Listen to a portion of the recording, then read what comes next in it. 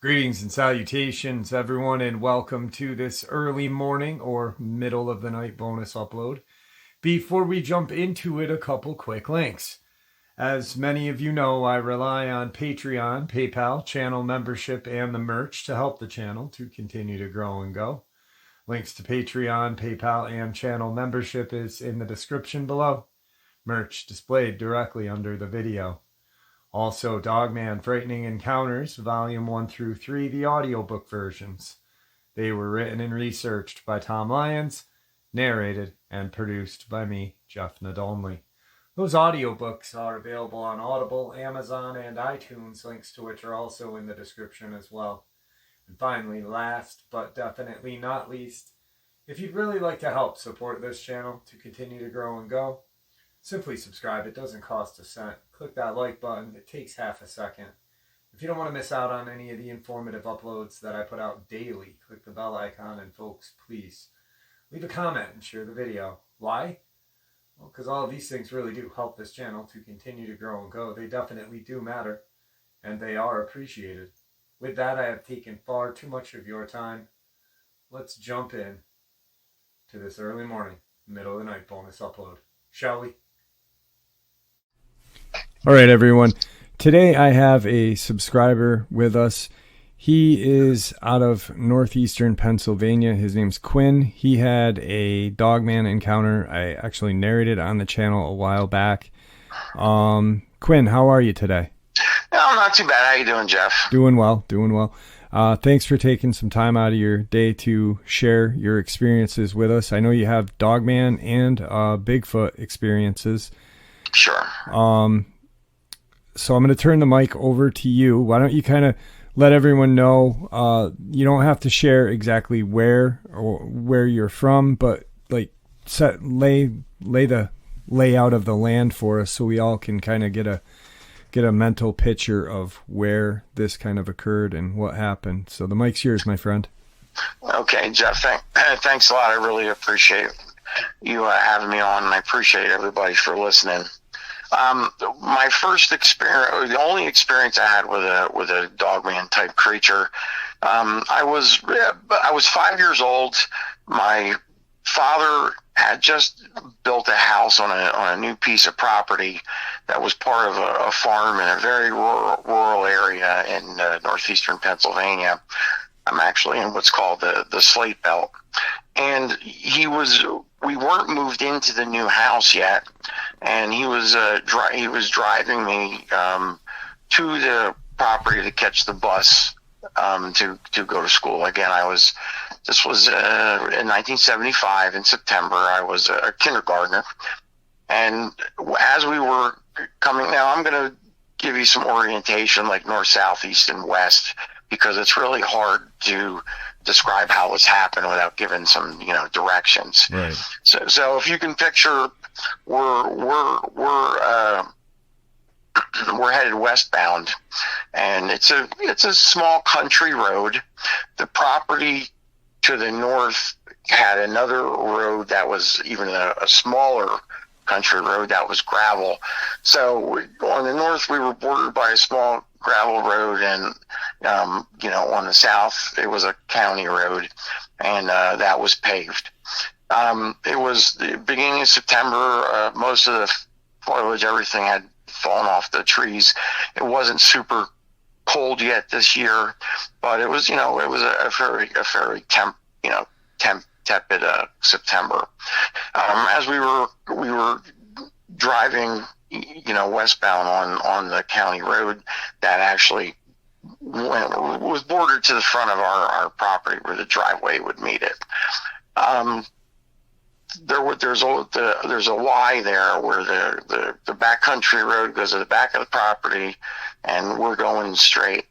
As we're driving, my father pointed out that he saw something really large and black off to our right-hand side, which would be to the north. And he pointed it out, and he asked me if I saw it or did I see that. And I said, yeah, Dad. He said this something big and black over there on the side of the property. Well, he saw it before I did, and then when I looked, it had crossed the back gravel road and had stood up on the border of the fields, and it was trying to hide itself between two mulberry trees. They were on the border of the field with the back road there. Now, I want to just say this. It came down out of the woods, but the woods were where there were some retired slate quarries. This is the slate belt. So it wasn't really a mountain, but it was where all the refuse and stuff had been dumped, and the trees and everything grew up over it. And there was a guy that lived up there. He owned all three slate quarries. It was roughly about 100 acres of property from what I was told, but heavily wooded. So this large, black wolf came down off of this area from the woods, crossed the road on all fours, and it stood up in the fence row and tried to hide itself between two mulberry trees. The branch that was closest to the top of its head, my father and I ended up measuring it at a later time, obviously, but it was close to 12 feet. So when this thing, stood up, it was almost 12 feet tall.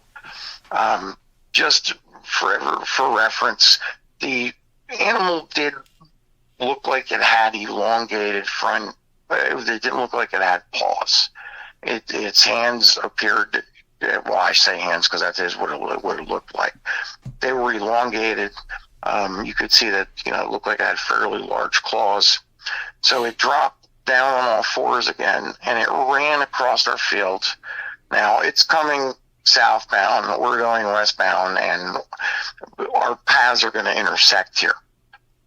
The animal ran with such an unbelievable amount of speed, Jeff. It crossed about 100 yards would have been the distance. We almost hit it. My father actually floored the car. He actually intentionally did try and hit the thing, because let me just tell you, my dad was a steel worker. He's an immigrant right off the boat. 5'8", about 225, solid muscle. I never, ever saw fear on this man's face when he looked at me after it ran across the road. I know he was afraid. First time in my life I ever saw fear in my dad's eyes. Right. So we were in an old 1971 Matador station wagon from AMC. The thing was huge and couldn't get out of its own way, so we just barely missed hitting the animal. Now, when it came up to the road, I mean, I gotta stress this: the amount of speed that this thing had running across the field was, it was an amazing. It was almost unnatural, and it was jet black too. Just to let everybody know, the color of the thing was jet black all over, head, tail, everything. So when it ran in front of us, its left side would have been facing our car. The shoulder of the animal was roughly about a foot above the hood of the car. As it ran across the road, it turned its head toward us. It snarled, showing all of its teeth. Its canines were, to me, in my judgment, were close to 6 inches. The animal had just an enormous head. And it kept, after it looked at us, showed its teeth. It was very scary, let's put it that way. But it never stopped moving. And when it was across the road, from nose to tail, it basically covered from one shoulder of the county road to the next, which we measured that too. That was approximately 20 feet. This animal was huge. The hood itself was about 3 feet tall off the ground. So this animal at the shoulder would have been about 4 feet. It had amber eyes, like a yellowish amber eye. And it was just unbelievably frightening to see this thing. Like I said, I never saw my father scared in his life, and I could tell he was frightened by what he saw, because we just built that. He just built a house there, right. and he's got a 5-year-old, a 4-year-old, and an infant. Excuse me. My throat's getting a little dry. And a monster running on his property. Yeah. Well, let me tell you. I mean, we both really did a double take. We're like, what the hell are we seeing? Right. And the thing had regular hocks like a dog. It had a big long snout. The head of this thing, Jeff, must have been at least, like, from the nose to its ears. I mean, it must have been like 3 feet. It was enormous. Like I said, it was all inspiring to see it, and then terrifying at the same time. Right. But it had just ungodly speed and size to it. Now, I don't remember the timeline here really strictly, but it was within a couple days or a week or so, we ended up moving into this house. And by the way, my dad told me not to say anything to my mom. He's like, don't say anything to your mother. She's going to be scared to death. I got a stay-at-home mom, raising me, and 1 year it was me, a year younger sister than an infant. So, and I said, okay, Dad, I won't say anything, blah, blah, blah. And I just couldn't help but think, like, a couple days before that, we were walking the property on foot. Like, what if this thing would have came down, out of the woods, off the slate quarries, while we were walking. And my father just kind of looks at me. He said, I don't know. He said, but it's really scary to think about. So, don't think about it too much if you can. So, I did my best to keep my game face on. I didn't tell my mom. So we moved into the house, and out in this area of the country, there was nothing there, Jeff. It was all farms, a house here or there. You could hear sound carry for miles, just a general somebody having a conversation on their porch half a mile up the road. You just heard noises very clearly because they just traveled around in the countryside. So, plus this guy was up higher than where my house was. He was up on top of the refuse piles. It wasn't a mountain height, but it was, quite a bit higher than where our house was, elevation wise. So we got like an Indian summer after we had moved in, and, we had the windows open at night. And again, I remember if this was a day or two or a couple days. I don't think it was longer than a week. I think it was like just a few days. So we're moved in. My father's working third shift. I used to work at Ingersoll Rand. He's working, third shift, and he's about a half-hour drive away. And the one night, we're in bed. The windows are all open. I had to get up for school the next day, obviously. And the next thing you know, like World War III breaks out. It was gunshot, actually. I'll be clear about it. It was a shotgun. He had a 12 gauge. I mean, he was just letting loose with a 12 gauge. And he had about a dozen guard dogs up there. I don't remember the mixture of the dogs, but 1975, Dobermans were popular, guard dogs, shepherds, and Rotties and stuff like that. I don't know what he had, but I know he had about a dozen dogs, because there was always people trespassing on his property. Kids would go try. One quarry hole had a beach even. Kids would go swimming back there, without his permission. There were accidents, unfortunately. A couple people did drown over the years because they fell into one of these holes that was, retired, and they never knew that they were there, and so forth. So, he tried to keep trespassers away, and these, a lot of dogs, and they were pretty vicious. You can hear them barking here and there, but I got to tell you this is the part that I have a hard time keep it out of my head. I mean, they were just getting slaughtered. I mean, you heard the dogs growling, barking, you know, you didn't hear, oddly enough, I don't remember hearing any kind of, you know, growling or anything that I thought would have come from that animal. Mm-hmm. It's possible it did. It's possible it did growl, but there was just all hell breaking loose. You know, and between the shot that he's letting loose with I would find out later, you know, 12-gauge shotgun, buckshot. But his poor dogs were just getting, I mean, slaughtered. To hear them getting eviscerated like that was just awful. So my mom, you know, of course, is in panic mode right now. She calls the police. Now, where we lived, very rural. We had one township cop that was on duty during the day, and in the evening, the state police took second and third shift. So the state police are the ones that showed up.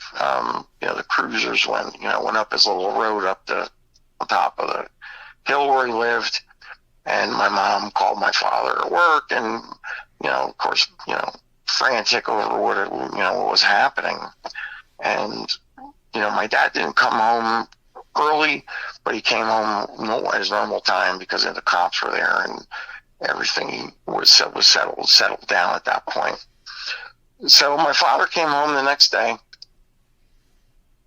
in the morning, as usual time, and he went. He informed us. My mom kept me home from school, by the way. He informed us that he's going to go over and talk to we just call him the hermit to keep it simple. Up on the Slate Core Hill, he's going to go talk to the hermit and see what happened. So, he starts walking across our field to go to the guy's driveway to go up and see what ended up happening. So he as he's walking down there, I'm tagging along, but he let me, as soon as we got to the edge of the property, he wouldn't let me go up. He made me go back to the house. So he disappears, walks up the hill. Some kind of tactical team showed up from the Pennsylvania State Police. It was, I guess, their version of their SWAT team or something like that. They were parked on the road, and I don't know if they couldn't get their vehicles up the hill because the road was winding and really narrow. I think some of them might have gone up, but very shortly after that, they landed their helicopter in our field. Some time went on and so forth, and then a lot of small arms fire.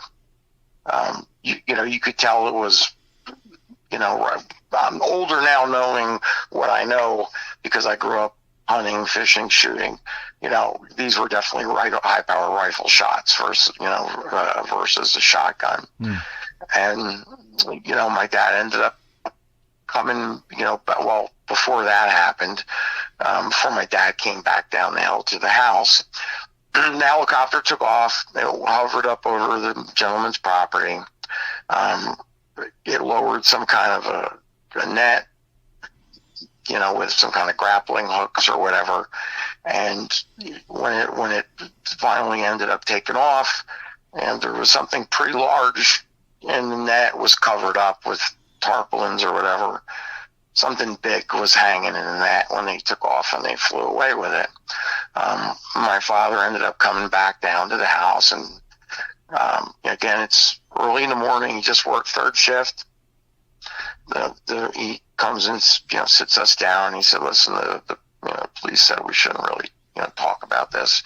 And of course, I'm 5 years old. I'm like, "Dad, what's going on? What happened?" My mom is like, my mom was actually really angry about the whole situation because she's scared to death, and they weren't telling us what the hell was going on and so forth. So my dad said, he said, "Well, they shot and killed a very, very, very large wolf." And I said, "Dad," I said, "is that the one that we saw the other day?" And he said, "Well, it came down off this property. I'm going to say it was the one, we saw the other day. But truthfully, we really didn't know. We didn't even know that one was there, let alone if there's more up there. Because the quarry holes were filled with fish. For some reason, they get fish in them. I mean, big, huge bass and so forth. And, so there was a food source besides fish, deer, a lot of white-tailed deer in the area, tons of cornfields. They were big, fat deer. Oddly enough, my dad would make a comment that, he didn't really see too many deer running around as fall came when he was finishing working on the house. So that was a little strange coincidence. But, now this might have been the reason why this thing was harvesting probably most of what was around because of how big it was. But, so he said that. So we're sitting down at the table, and he said that, he saw them shooting a really large wolf, and that we were asked not to talk about it and so forth. And then he also said, that there were 12 gauge spent shotgun shells everywhere, Jeff, everywhere. And the gentleman lost about 9 of his 12 dogs. They were killed pretty much instantly. They were, ripped to shreds. That's what he would. He didn't get too graphic because you got to remember I'm only 5 years old at this point. He said that they were just all torn apart. The dogs that survived were, injured to a degree too. He didn't really go into detail about that, but he had that look in his eye again. He's, you could just tell it frightened him. And the only time I ever saw fear in the man's eyes, I mean, I'm now 52. He's 74. I tried to bring it up to him one other time, when I was, probably in my teens, before college about, us seeing this thing, and he kind of blocked it out, in my opinion. He didn't comment or acknowledge that I was, that I was asking him about this. He said something like, you're talking about that black wolf thing. And I said, yeah, Dad, it's things like, he shut it down. He didn't want to talk about it. So I knew right then and there that was, that was something that really got to him, right, and really frightened him. But, I got to tell you, hearing those dogs get ripped to shreds was awful. Now, it was awful. From your house to this guy's property, how far would you say it was? Okay, from our house to the guy's property, so that would be northbound. To his property, it was probably less than 100 yards to where his property started off the road. Okay. Now, to go up the hill on top of the refuse piles where he lived, again, I want to clarify, the woods reclaimed these slate quarries because they were unused for a long, long time. So it's not that he's just living on a slate ref. It's all wooded at this point. Right. And I would say maybe 100 yards total to where his house was on top of the hill. But his property started right across the street from our property, and there was a creek that was fed by the springs coming out of the slate quarries. So, it was relatively close. And again, out in the country where we were, it was like a concert hall sound, unfortunately. It was really unnerving. It was really unnerving. I still sometimes get PTSD when I talk about this because I got a story. My son was my wife is a mental health therapist, and she had a piece of corrugated pipe about 4 inches, and accordions open and closed. My son was playing with that actually it was only about 6 months ago, and he came up behind me as I was sitting in the chair at the table, and he growled into this thing. and it amplified it, so much. It triggered me. I started shaking and sweating, and I immediately I turned around, I knocked the chair over, and I was looking around for something to be there. And I said, Angelo, please don't. He's like, Dad, are you okay? You okay? And I said, yeah. I said, it just reminds me of a really bad experience I had, one time. But, it's not something, if I could wish that it didn't happen, I would. Right. Because it's not something, oh my God, to hear those dogs, to hear those animals his dogs get slaughtered like that. Yeah. What, I mean, after the slaughter happened, did you ever talk to the old guy after, or did your family talk with him ever? Well, my father had gone up there the morning after everything happened. He saw all the dead dogs and the ones that were injured and so forth. Now, if you're asking me, like, after that initial encounter happened, did we ever associate with him again after that? Yeah. You know what? Not really. And he was a hermit for a reason. He lived up there on his own. I don't know what the story was, honestly. He wasn't a real friendly, talkative guy. Okay. He would wave if you saw him on the road. If you're walking and he'd see you, he'd wave, but that's really about it. I mean, he never came over to talk to my father or say hi to him or anything like that. And we never went over to visit him. He isolated himself from everybody. And, he had the property's a beautiful property, but, he was always in the process of fighting, keeping trespassers away. I'm guilty of going swimming in those quarry holes too. Not the one where the beach was at, but that's the one, but not the other one. The other ones had sheer drop-offs, hundreds of feet. So, a couple people drowned over the years because they trespassed and they did, they poked their nose around where they shouldn't have been, and they fell in these holes and drowned. But no, he was not a friendly guy, and he I don't even know how old he lived to. He did eventually pass away. But he stayed, he was a recluse, I guess. He was just really reclusive. Okay. Wow. Yeah, I couldn't imagine, your dad just being freaked out, you seeing your dad freaked out in the car, and then I can't imagine his demeanor coming back after going up there and seeing the carnage of these dogs, being shredded. It must have been horrific for your dad to see, and his whole attitude must have just been, really off-putting, knowing that, hey, we just built this house here, I'm working, my wife's a stay-home mom, and my kids are young. Third shift too, working third shift as him. Yeah, God, that must have been horrifying.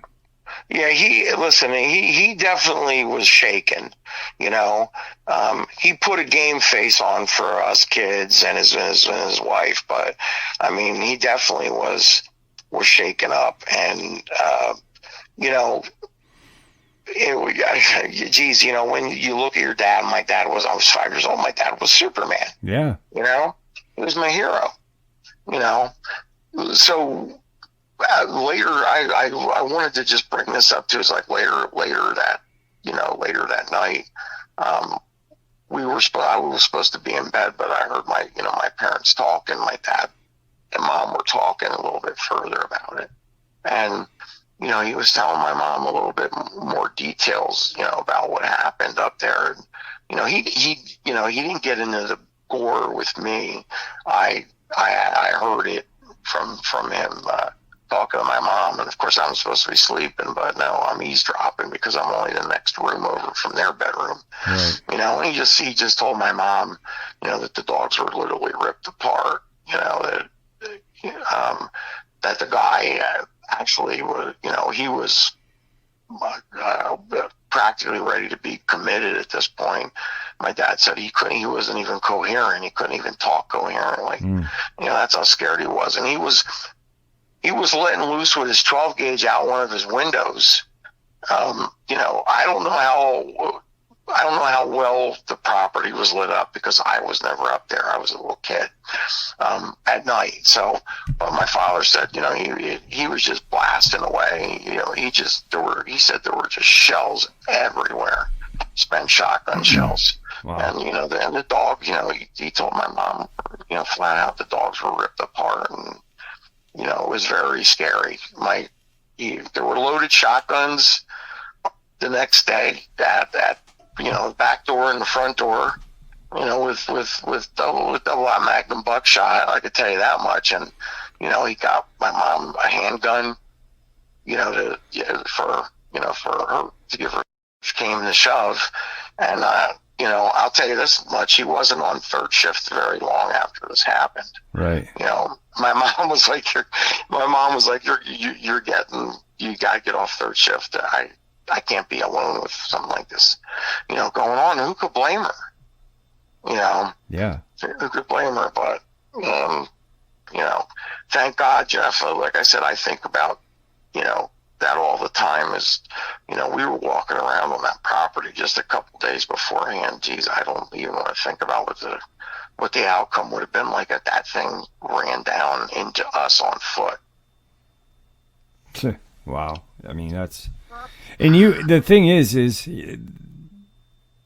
when you, and I kind of want to emphasize this, sure, because, for people that are hearing this, you said from head tip of the nose to tip of the tail, it was, 20 feet long.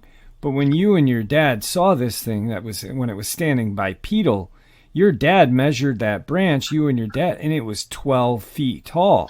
This was just, this thing was a monster of a Dogman. It was just absolutely gigantic. There's no other way to describe it. It was freaking gigantic. I mean,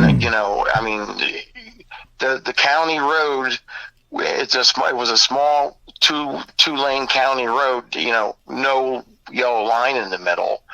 But it had the fog line on both sides, and like I said, from tip of the nose to tip of the tail, it went from shoulder to shoulder on the county road.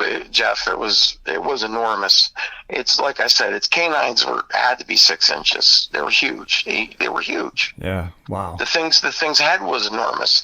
I mean, it's 4 foot. It's roughly, like I said, he took a measurement. The car was like 3 feet, the top of the hood, and the shoulder was about a foot above that.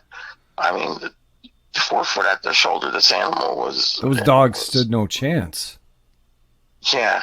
I mean, they sure didn't. I mean, the way you described the head just, it's almost like the head of this creature was the size of one of those dogs almost, It was huge. It's an incredible experience.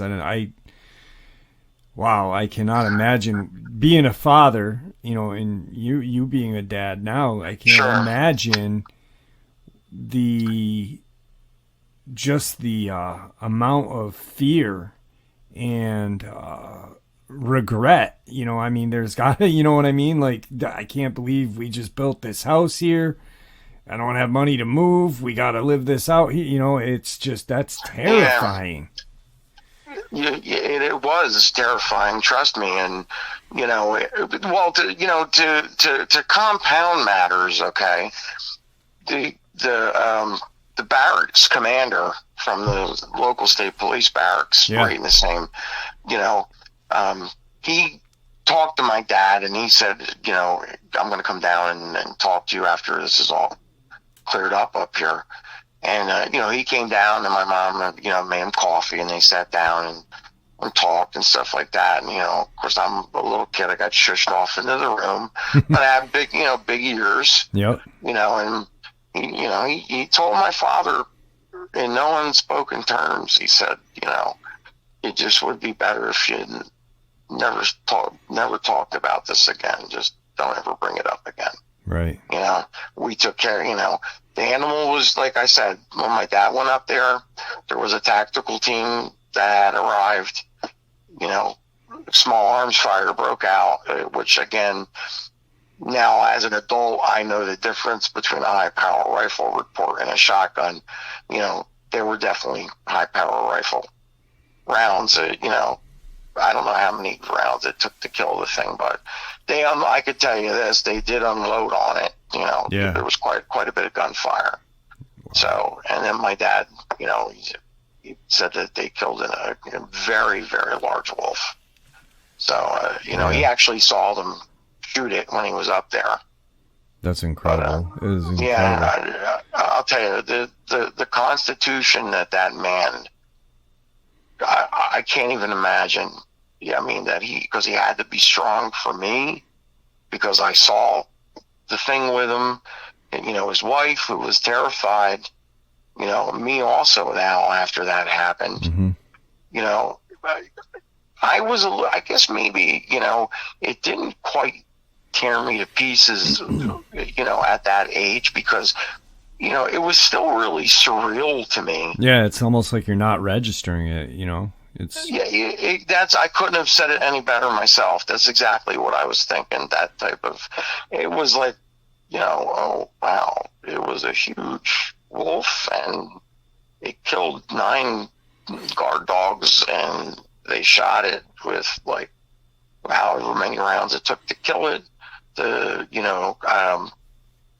guy that owned the hermit that owned the property, you know, like I said, I mean, my dad said, like, he was not even close. He was like not coherent when he was up there. And how could you blame the guy? There was some huge black wolf tearing, you know, just tearing your dogs to pieces, and you're, you know, I guess, you know, he was shooting out the window to try and hit this thing. I don't even know if he hit it.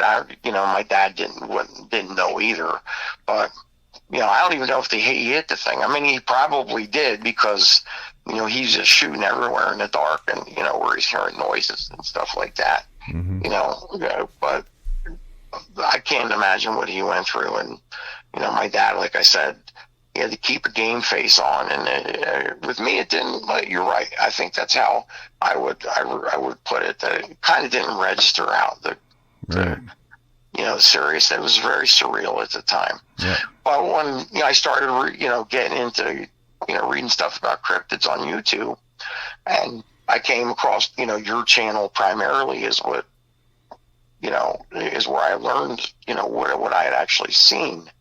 And you know, this was about 7 years ago, so I'm like 45 at the time. And when I'm reading, you know, the research and the reports and the interviews, when I realized that this is what my father and I had seen, and I mean, I got PTSD from it. I mean, I was shaking, I was sweaty, the hair was standing up on the back of my head.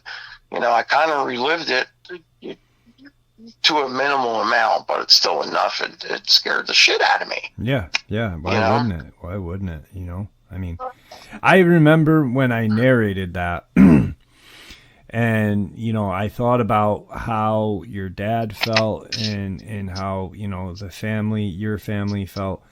But I remember thinking about the old guy, the hermit, and I was like, this poor man literally went through hell one night, lost his dogs, but then had to endure, you know, watching this tactical team. So, you know, they never in a million years would you ever guess that this would happen.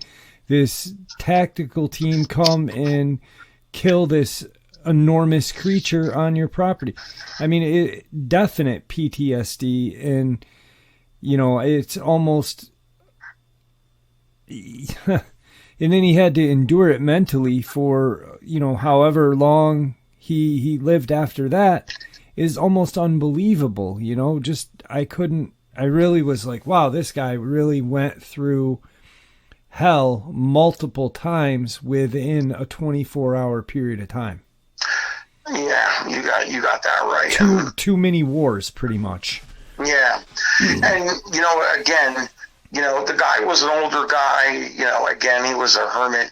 I wish I could give you more information, about him or what happened to him after the incident, but I just can't, because number one, like I said, he wasn't friendly with anybody. He kept to himself. He was very reclusive. He never came over our house for a cup of coffee. He never invited, my parents over for a cup of coffee. He'd see you on the road when he drove down off the hill he lived, off the hill he lived on, and he'd wave, but that's it. He wasn't a real social person. I mean, I don't even know if he had any family that was kids or anybody that was able to come and help him get through this or whatever, because I didn't notice any different cars or people or hear anything, really. So I don't even know what happened. What happened to the guy after all this went down. I mean, I know he's long dead as of now. He was an old man back then. So yeah. I honestly wish I could give you more information on that, but again, like, the whole thing was somewhat surreal to me because of my age, and absolutely. And after learning about what I saw by listening to the videos and the research he had done on this topic, it hit me, because it's something I kind of shelved in my mind for a long time. Yeah, it's amazing what our brains do to cope with, things. We just really stuff things away and forget about it, until we have that reminder or whatever. It could be, just maybe you seeing a shotgun shell one day could have brought it up, or something, and it's incredible that our brain deals with stress and trauma that way. And then it's almost like, once you realize that happened, holy crap, that really did happen, you're in instant PTSD going, wow, that was real. That really was a monster, and it's scary. It is scary. Well, like I said, I tried bringing it up to my father, years after that, to give you some, idea. I mean, rural area, I would learn how to shoot when I was knee high to a grasshopper, fish, hunt, all that stuff. Going through life, and my dad and I used to shoot high power rifle competitively as a father and son team, doing these kinds of things. Nothing ever, hunting, the gunfire, nothing triggered me more than reading the research and understanding finally what I saw. Now, I'm glad my dad made a good decision. I'm not too macho to say that. I'm glad he didn't let me go with him, because I don't know, as a 5-year-old kid, if I would have seen all those dogs with their bowels all torn out all over the place, their heads all, decapitated, torn apart. I loved animals. We had dogs. That probably would have really screwed me up. Yeah. And then all the high power rifle fire to kill the animal, he made a really good decision. He made a really good decision. And as far as my dad goes, I got to give him kudos for having the brassest balls out of anybody I know to keep his, he had to keep that game face on. He couldn't show fear, I only got a glimpse of fear from being in the car when he looked at me and I looked at him, and we realized, holy shit, we are seeing this, Yeah. And then after, he came down when my mom questioned him about what he saw up there. And, he had a little fear in his eyes at that point too, even though it was dead. But like I said, Jeff, we didn't know. This guy owned 100 acres of raw woods. Mm-hmm. We didn't know what else was up there. We didn't know if there were more of these things. Yeah, that's what I was thinking with your dad, thinking, okay, they got this one, but what the hell else is up in those woods? Well, we didn't know at the time. We did not know. The only thing, like I said to you, the odd part was my dad had made a comment that going into the fall, when the house was being finished, he just thought it was funny we didn't see a lot of white-tailed deer because we had a 5-acre field, which had, at the time, I don't know if it had corn in it or if it was just alfalfa, but he made a comment that we weren't really seeing a whole lot of deer in the field or crossing from, like I said, cornfield across the street, woods. I can't remember. I think our field was hay at this time, but it was part of a truck farm at one time, so there were all kinds of berries. They never tilled the bushes under, so we had raspberries, mulberry trees, black raspberries, red raspberries, boysenberries, blackberries, strawberries, blueberry bush, you name it.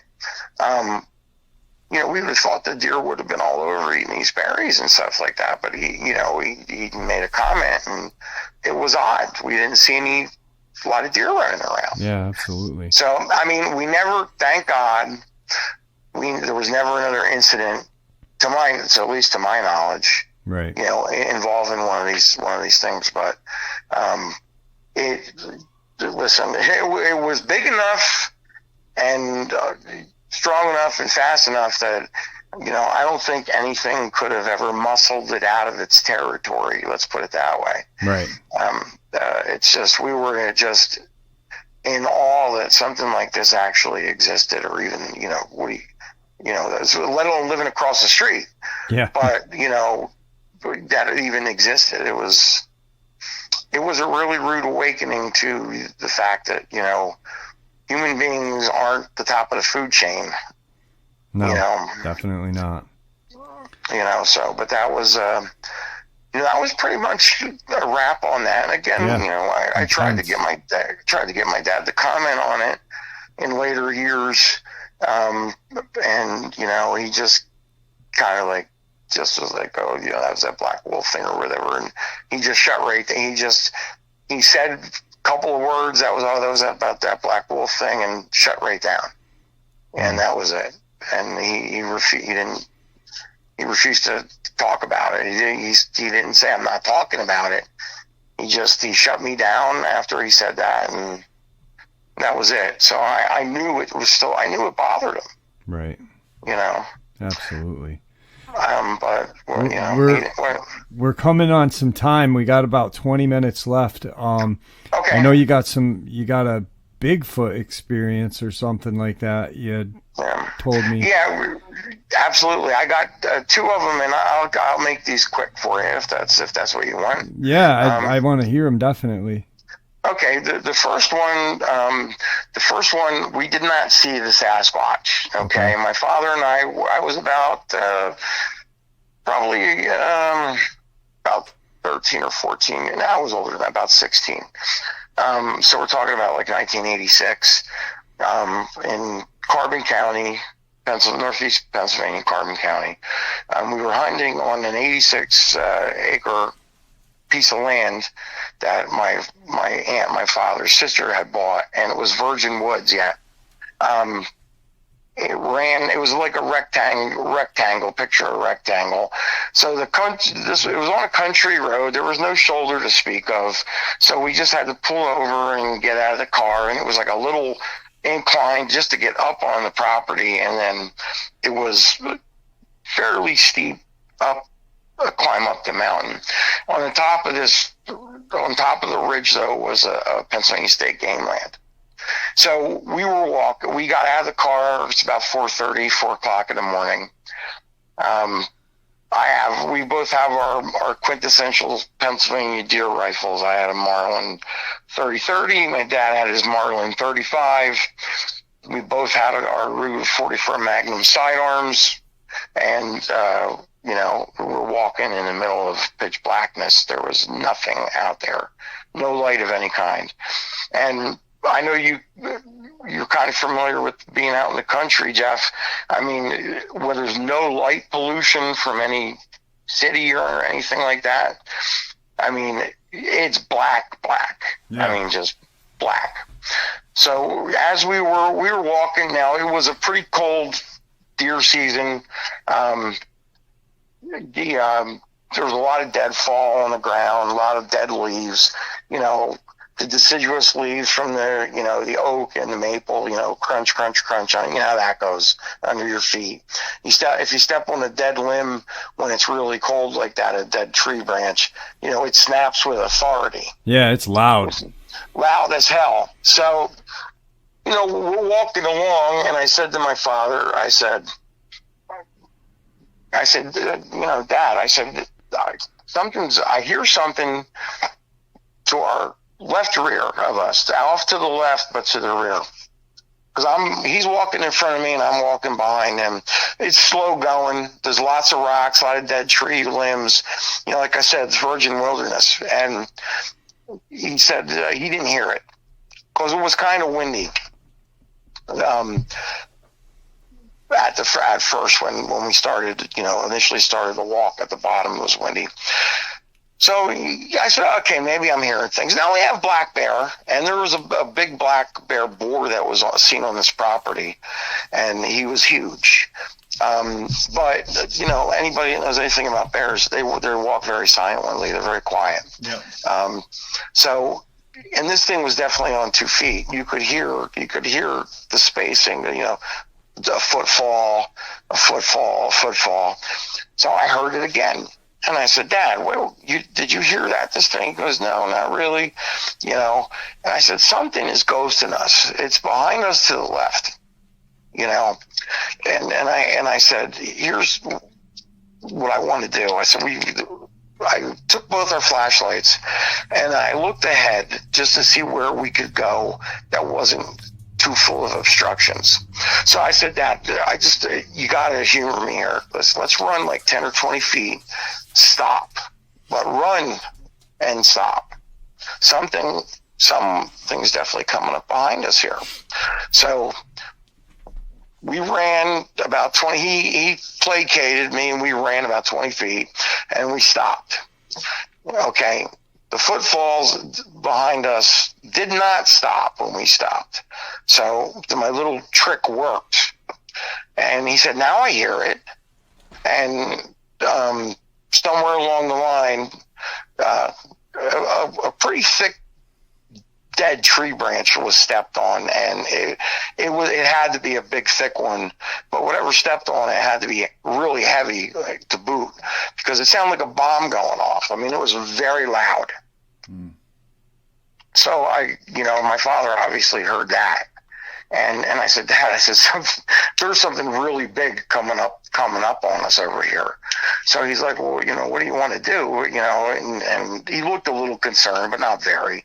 He was still trying to push it off he was like, it's just a bear. And I kept telling him it wasn't a bear, but so there were 3 trees in the area that were real close, that were right next to where we were at. So I said, let's go over there, put our backs up. But there's a tree in the middle, can't get through here. You stand back here with your back against this tree, and I'll stand with my back against the other tree. We'll face ourselves down the way this thing is coming, and it could have been a person. He said, it could be a person who's looking to rob us or something like that, which I never thought of. But I said, you know what? There's no freaking way that was a person that stepped on that branch, because you could tell, Jeff, was way too big and thick the way it broke. Right. It was extremely loud. No human being would have been able to do that. So I said, I'm going to call out. There's nothing else left to do. So I drew my 44 Magnum, and I said to my dad, I said, you're better off having your 44 Magnum at the ready. It's more powerful than the rifles that we had, Mm-hmm. So I called out. I said, hey, is there anybody there? and the footfalls didn't stop. I said, oh, please stop and now announce yourself. You know, we're armed. We don't want any trouble. We don't want anybody to hurt. We don't want to hurt anybody. We don't want to get hurt. You know, could you please call out and tell us who you are? This is private property. We have a relative that owns it. We're allowed to be here. You're not. So please stop and call out. That didn't do it either. So after I got done, you know, saying my little spiel there to try and get the person to speak up, which I got to be honest with you, Jeff, I was hoping it was a person at this, you know, even though there's no way it was, because that tree branch broke. So then something really scary happened. The footfalls went from a slow walk to a all-out run. You know, a full bore run. Mm-hmm. And you could tell whatever was coming through the woods was huge. I mean, it sounded like a bowling ball. What a bowling ball would sound like if you were whipping it through the woods. I mean, it was, you know, there was all kinds of things breaking. You could hear things in. So I said, Dad, I'm gonna let a round go. So he said, aim it high so you don't kill someone. So, you know, I had my 44 Magnum out. I aimed not quite treetop height because I didn't want it to go too far. And I ripped off a round from my 44 Magnum. I Ruger Red Hawk 44 Magnum. The footfalls stopped. And I said, please stop or announce yourself. You know, I was really, announce yourself. I just shot a bullet in the air at you, you know. And the footfalls didn't stop, but they stopped, but they didn't start going back toward us again. When, you know, after I let the shot go, they came to a stop, and then I tried to get them to call out again, and they didn't. And I said, okay, you know, you're going to, you know, we're armed, you're going to get shot if you keep pursuing us. And they actually, you know, ended up going the other direction. I guess they figured that, you know, they didn't want to tangle with us at that point since we met, you know. But, you know, it was, I could tell you whatever it was definitely thinking it over, like what to do, because it didn't turn around and run away right away. Right. You know, I was asking for somebody to call out, please announce yourself, because we didn't want to hurt anybody and we didn't want to get hurt. But I'm positive that had to be a Sasquatch because of the noise of the branch when it was broken, just the heavy footfalls. I mean, maybe I could be incorrect. Maybe it wasn't, but it was bipedal for sure.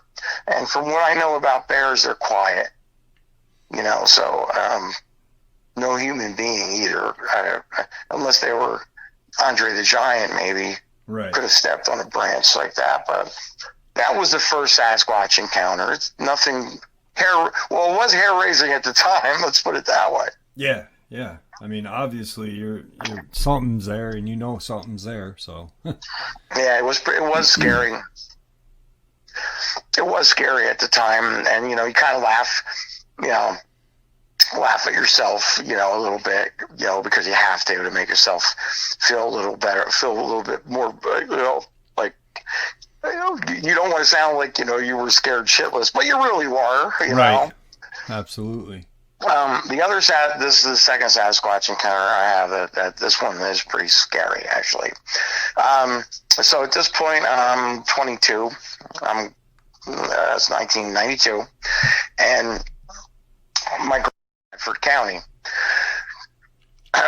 west of Towanda, about 20 minutes. And it's 350 acres, and it's right off of Route 220. It runs straight up the mountain. Again, you can picture it as a rectangle, basically. It's not quite that pure of a shape, but from the county road, it goes all the way up the mountain to where the state game lands are at in this area too. It was logged out quite a while ago, And, so they were logging, there were skidder roads everywhere where they logged out the valuable hardwoods and stuff like that. So my current, my mom's brother was the legacy to own the property from his uncle, but my great uncle, my mom's, great uncle, so to speak. I'm trying not to confuse everybody. We have such a big family, but anyway, so the lodge is like it's like a Viking lodge. It's cinder block, modern. It looked like a military barracks. It was, like 100 feet by 40 feet, a big cinder block building. You walked in, you had a mud room where, of course, there were beer meisters everywhere. It's deer camp. Right. First day of deer camp in PA. You get drunk and play poker all night long. Yeah. So I really was never a big drinker. But I did play a lot of cards. So we have a couple work weekends, one in the spring and one in the fall. So I had gone up and participated in the work weekends. So my room, my meals were all free for participating in the work weekend. And if you did them both, you got free board, for the first week of deer season. So if you did them both, you got free room and board for the first week with your food. So, my uncle, we went, it's a mile or two, you go straight up the mountain, and then the first branch off where the logging road is, the first one you come to, and you go all the way, I'm sorry, I don't know distances, but I went I went probably about 2 miles total from the cabin. Okay. Up the mountain and then across the property. So say north first and then west to the end of the logging road. My uncle had 2 deer stands. He had one there and he had another one that was about another half a mile up the ridge. So he thinks he's building skyscrapers here. This deer stand, Jeff, is like 20 feet off the ground. No kidding. At your feet. Okay, and it's in the crotch of a birch tree that has 3 prongs to it. Okay, so I tied my gun up to the rope that you pull it up with, so you don't shoot yourself. And I climb up in this thing, and it's still dark, mind you. So on the logging road side, it's like 20 feet off the ground, but on the opposite side where it goes over the ridge, it's like 50 feet off the ground because there's like a kind of a real good drop off right there. Mm-hmm.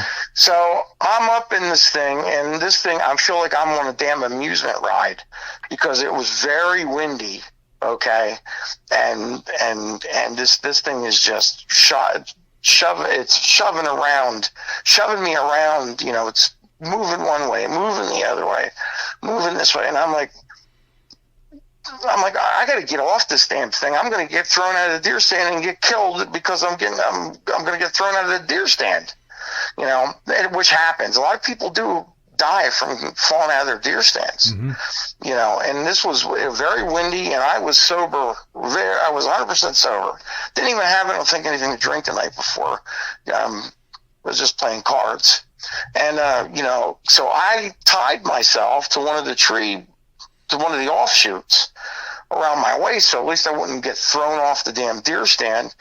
But it was like I felt like I was on the ocean, and I'm like, I don't get motion sickness, but this was more annoying than anything. So I lowered my rifle and I climbed back down.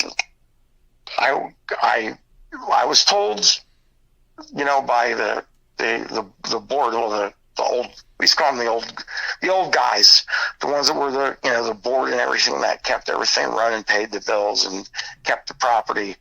That at the end of the logging road on that side of the property, that would have been the east side of the property. There was like another 100 yards till you got to the boundary of the next hunting lodge's property. And there were posted markers. So you'll see posted markers. You'll see oranges. They had the barriers on trees where you could see where it ended. It was either posted signs or ribbons, or I forget exactly. But now this is all like virgin forest. So I'm walking. I'm going to say northeast. So I went up the ridge as well as across the ridge to the east a little bit. So I'm going like northeast, and it's virgin woods. I mean, the rhododendrons are 12 feet tall. There's mountain laurel all over the place. The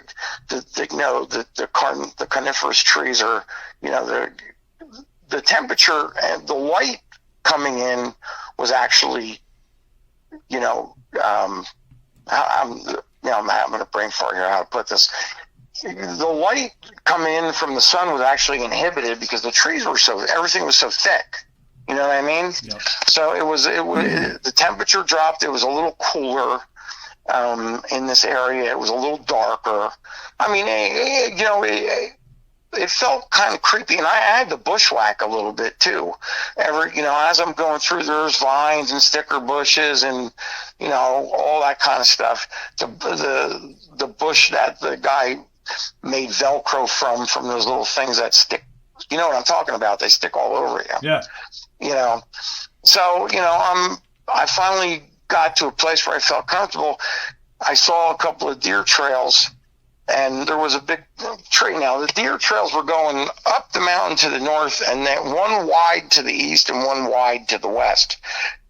And if you can picture above the letter Y, there was a big tree, and I sat my ass down right out in front of that big tree, and I was about 20 or 30 feet from where both of these trails emerged, out of the brush. As I'm looking down the mountain in my ride, I had my 30-06 with me with 180 round nose. That's what I brought because I was going to be in the brush. So I didn't bring a more ballistic tip bullet or higher power shell. But if I would have known what I known, I would have had my 7mm Magnum with me, for this incident. But hindsight's 2020. Right. So I looked through my scope. I saw some deer coming up. They crossed the road and were going to come up the mountain. There was about 6 or 7, and there was a nice big buck in there, and the does were leading the way. And as I just I got patient, I had deer lure, buck lure. I don't know if you ever used that if you ever went hunting and you used buck lure. No. But it's basically doe piss. Yeah. Excuse my language. I inadvertently kicked it and knocked it over, and I stunk like a skunk. I mean, I had it all over my boots and everything like that. And the wind, interestingly enough, I was down the mountain was down when the wind was coming down over the ridge. So I'm like, oh boy, the deer are going to catch my scent. So I was like, hopefully not with all this buck lure all over the place. And that stuff stinks. It really does. Yeah. So which would have been the more easterly branch of the Y, to my left, the first couple doe emerged. They came out from the brush, and I'm sitting there. I'm a left-handed guy, so with a right-handed rifle. So I'm just slowly, because I couldn't afford to buy a left-handed rifle at the time, So, I'm easing safety off, getting my eye up to the scope to take aim. And I had like a sniper setup. I had open sights underneath the raised mounts for the scope. And I went down to open sights then because she was getting a lot closer. I'm like, okay, come on, stick your head out. I'm waiting and waiting and waiting for the buck to come out. 1 doe comes out, 2 does come out, 3 does come out. They stop and they start snorting and digging at the earth and making just making a racket. They turn around and, like a Jeff bat out of hell, go flying back down the mountain. So I put my scope up. It was about 300 yards plus. I put my scope up just to watch to see if the buck came out. He did. I put it about two feet above his head, or I should say his antlers. I ripped the shot off, but it hit the dirt right behind him. The bullet was too heavy and not fast enough for that kind of a distance. Hence is where I said I wish I would have had my 7mm Magnum, because I would have dropped them. That thing was very long and flat shooting. So I'm sitting there, and I rechambered it around just in case.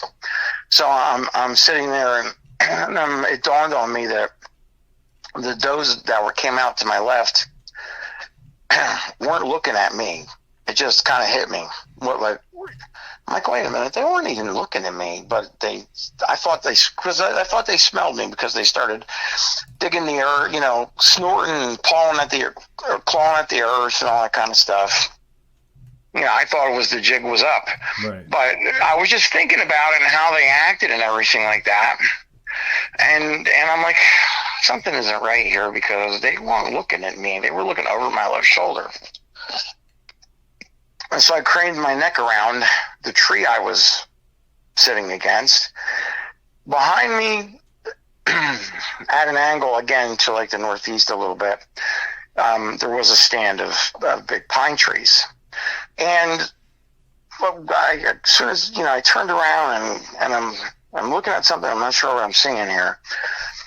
But there was a dark reddish, brownish leg that was obstructed in the pine trees.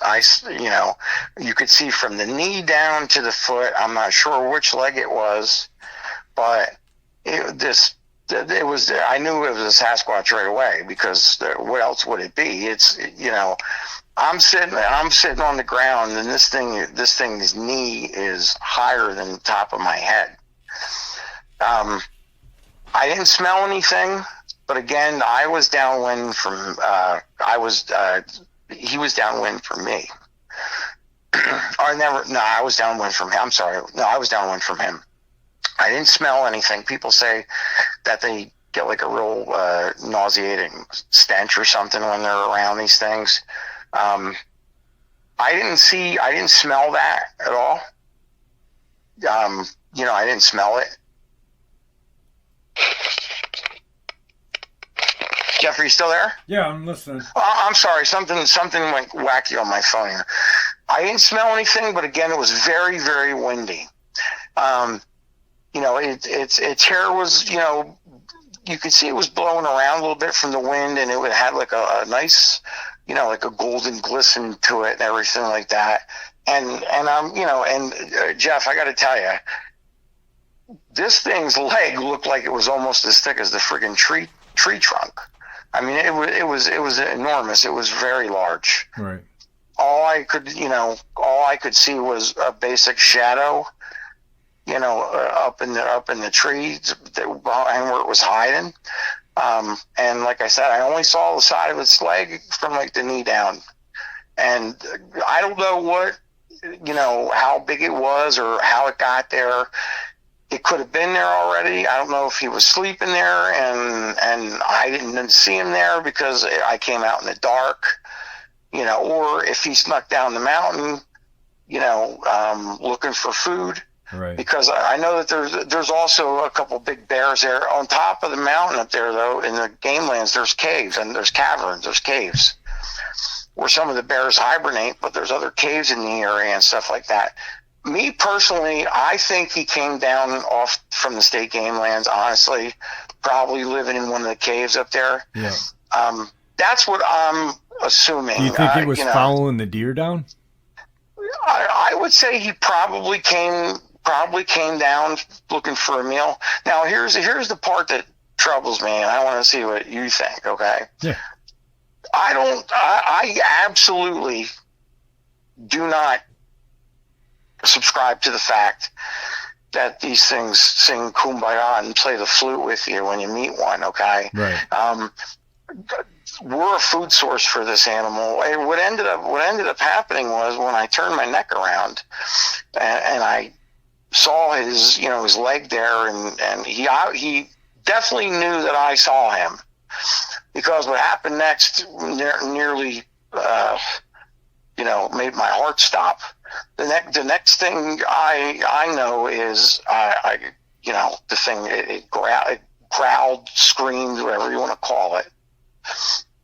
It let a hell of I'm going to say it was more of a growl than a scream, but it was very loud. I could clearly hear it, even though it was windy. And this son of a bitch started shaking the shit out of the tree he was standing, behind. So I'm like, okay, I had slowly unholstered my 44 Magnum at this point. I thought, for everybody out there who's going to criticize me about this, I thought I was about to die. Right. Because there was nothing friendly about this, nothing at all. Yeah. You could tell it was highly agitated and angry. I don't know if I was supposed to be the meal. I don't know if he was going to steal one of my deer if I shot one. Yeah. But the deer, the food was gone, and I was the only thing left there. So I thought, honestly, in my heart, this thing was about to kill me. You know, he probably would have stole. If I shot a deer, Jeff, I think he just would have stole it and been done with it. Yeah, it makes a lot of sense. I mean, I've heard encounters where a guy was hunting, and he was posted up. He was in a small clearing, and he saw a Sasquatch coming through, but it had a deer over its shoulders, yeah, sure. I'd maybe, like you said that you wanted my opinion. Maybe, and I'm not an expert at all, but maybe the deer were initially the dinner, and he was real upset at you, for being there, and maybe he shook the tree to get you out of there, because I think if you were dinner for him, I don't think he would have just shook a tree. I think he would have came for you, because I don't think they're friendly at all, and I'm with you, and I've always been this way. I don't subscribe to the fact that Dogman, Bigfoot, werewolf, whatever, are misunderstood, and they just want to be friends. I don't believe that they want to be friends. And, I think that it's, you're a lucky person if you get out of the woods alive, if you see one. I agree. And like I said, now he would have been hunting deer too, because he obviously didn't know these deer were going to come up the mountain either. But he was right near where deer trails intersect, just like where I planted myself. So he probably, I'm going to say he hunted there before. He probably came back to, you go with what you know and what you're comfortable with. He could have very well swiped a few deer from there, and that's it. And nobody in the hunting society ever brought it up. So here's the I think, honestly, if I wouldn't have been armed, I think I think he would have killed me, because he was going nuts. Growling. It wasn't really the scream that everybody talks about, that hits you in the chest. It was just really these demonic growls. That's the only way I could, he shook the shit out of the tree. I unholstered my 44. I turned as far as I could. I actually, was at a real bad angle, but I didn't want to expose myself any more than I had to, because I felt he was going to charge me. I just turned around and I unloaded with my 44. I ripped off all 6 shots in his direction. I did not aim at him intentionally. But I shot all 6 shots out of that, and I had some under buffalo boar 350 grain overloads in that thing. So those things, they probably would have taken him down if I hit him all 6 times. But again, I did not aim at him. I aimed at off to the side of him, and that was partly because I didn't want to expose myself. I didn't know what he was going to do. So I didn't want to stick my head around the corner and have him pop it off my body. So I did that. I turned around, took a knee, reloaded my 44 Magnum, put it back in my holster. I sat there with my 30-06 chambered and just listened. I mean, he took off like a bat out of hell because I heard him running. I heard the carnage, okay, at first. But then it stopped almost as quickly as it started. And again, it's very windy. Okay, and I'm in virgin forest here. So now I got to go about 100 yards back to the main logging trail through all this stuff that I'm bushwhacking through. So I'm going to be honest with you, I prayed and I prayed and I prayed because I didn't think I was ever going to get out of there. I had my handgun in my hand, my rifle slung over my back, and I was just trying to get through that stuff as quickly as possible. I got back to the trail. I took a knee again, and I just listened to see if I could figure out where he was. Because it was so windy, Jeff, I couldn't hear anything other than when he first bolted. When he first bolted, but it stopped almost right away. And I don't know if it's because he stopped. Maybe he was afraid I was pursuing him, was going to continue until I killed him. He might have thought that. I mean, I just unloaded a 44 Magnum toward him. Yeah. I don't know if he thought he was going to get killed and he stopped to hide, but I don't know because I didn't see him after that. But I got to the logging road, or the skidder road, and like I said, it was roughly about a mile out to the main road, the trail, these are trails, I should say, that went down the mountain to the cabin. So I never ran so fast in my life. I was like, I was kind of stopping and listening to see if I could hear noise. I heard some branches breaking and here and there and in the background, but again, it was so damn windy. I know some of it was probably him, but, it was hard to hear anything. And I just was happy I wasn't hearing, a 1,000-pound bowling ball running through the woods next to me. Because I was like, that's why I had my 44 Magnum out and my rifle slung over my back, because I figured he's going to ambush me on this trail. The handgun's going to be much better weapon of choice, if that happens. Yeah. So thank God I got out to the main trail where the meadow was at, and I ran down the hill the rest of the way. I had, I had a little bit of a breather right there. But in the meantime, we all have walkie-talkies.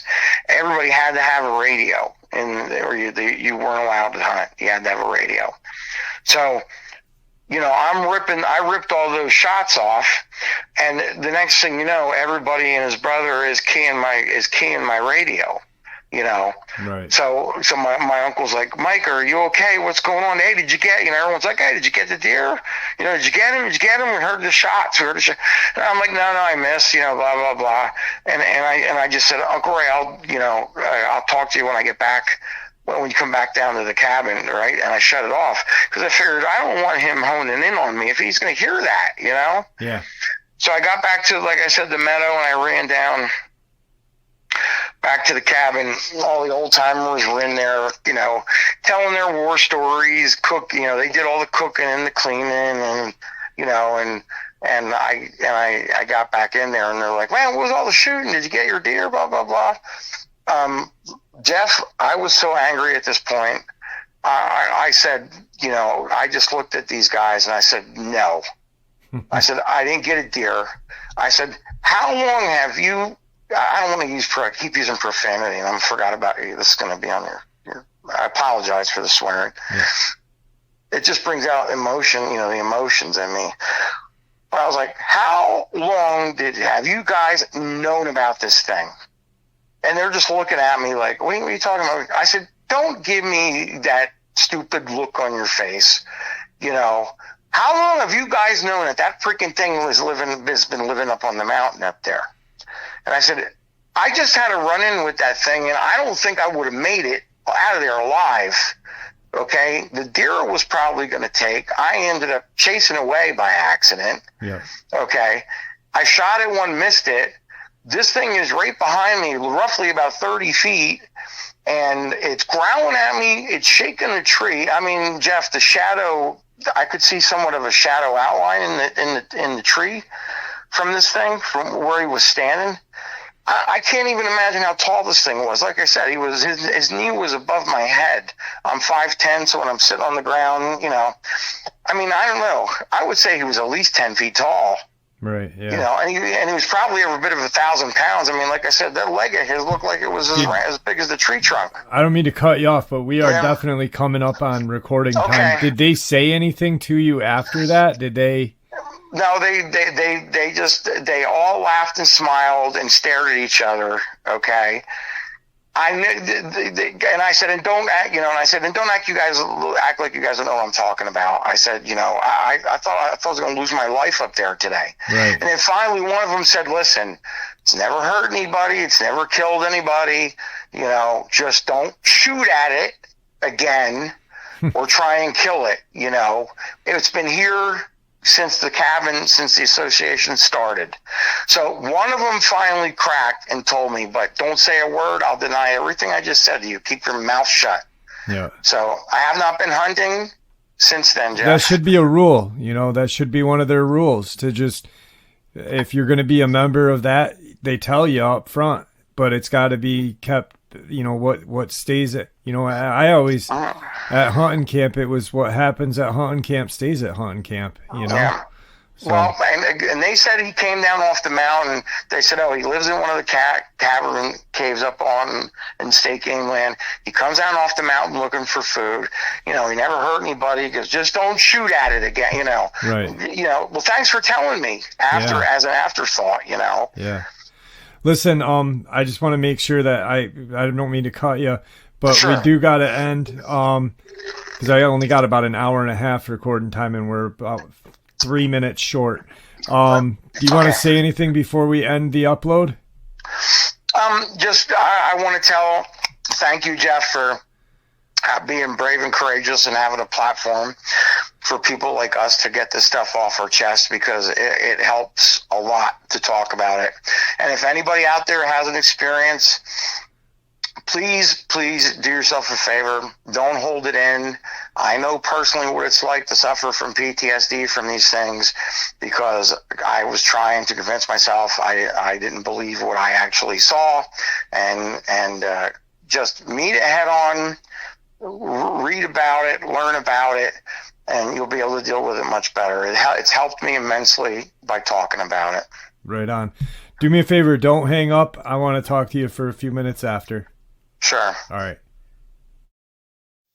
And there you have it, folks. I hope you all enjoyed this early morning, middle of the night bonus as much as I enjoyed sharing it with you. And I'd like to thank you all for supporting the channel. It is, after all, your support that helps this channel to continue to grow and go, and what gives us all a place and a chance to share our experiences and theories judgment-free. Everyone is simply treated with the respect that we deserve.